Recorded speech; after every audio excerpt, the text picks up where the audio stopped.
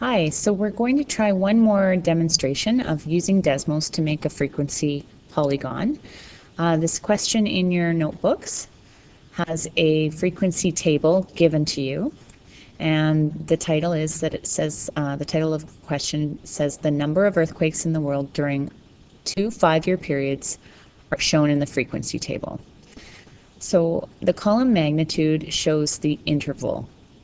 The magnitude of the earthquakes in the first interval is 0.1 to 0.9, and then all the way up to 8 to 9.9.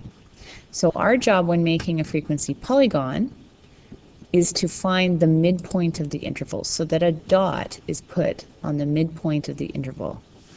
So the midpoint of the first interval is 0.5, and the second is 1.5.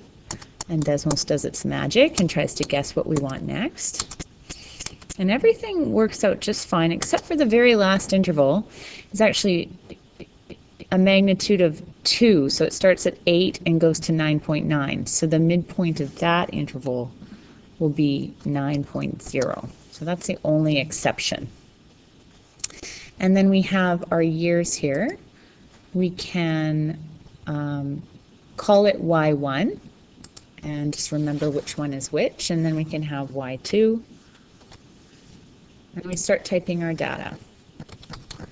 And as I do this, I'm going to do the first few, and then I'm going to pause it and come back when I'm all finished. So I'm back. I'm putting my last 2 data values in.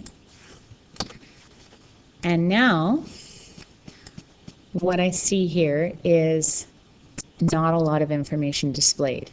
And that is because my graph settings don't match my data.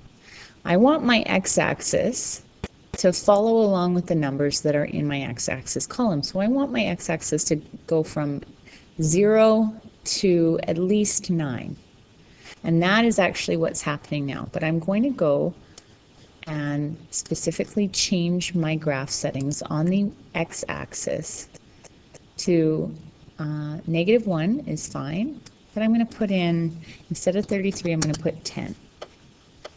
Okay, and I'm going to call this the magnitude.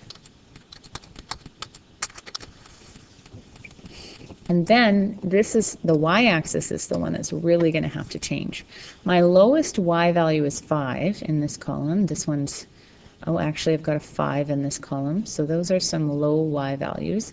But my highest y values are my single highest y value is the 58,100. So I want my y values to go up to at least 58,100. So to give it a nice round number, instead of 58,100, I'm going to go with 60,000. And now I can see all of my data values. And I may want to just play around with the screen and look at it with a little bit more margin on either side. I haven't added a data label, for an axis label for the y-axis, but it would be frequency of earthquakes.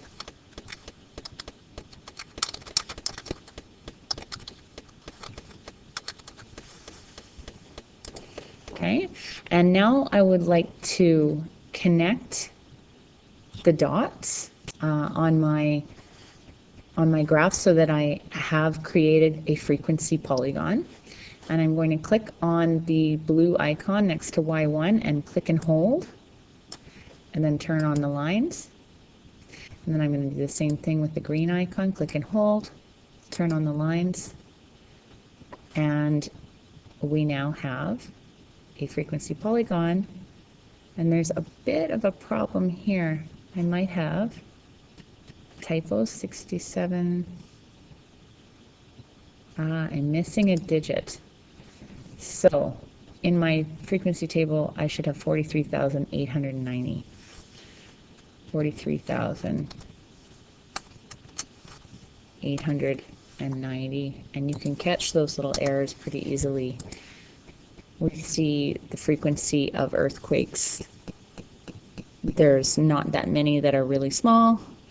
There's a lot of earthquakes in the middle, And then as the earthquakes get larger and larger, they become less frequent. It would be pretty rare to have an earthquake with a magnitude of 8. It would also be pretty rare to have an earthquake with a magnitude of 7. So this is what you can see when you make a frequency polygon, and Desmos does a good job of making them for us.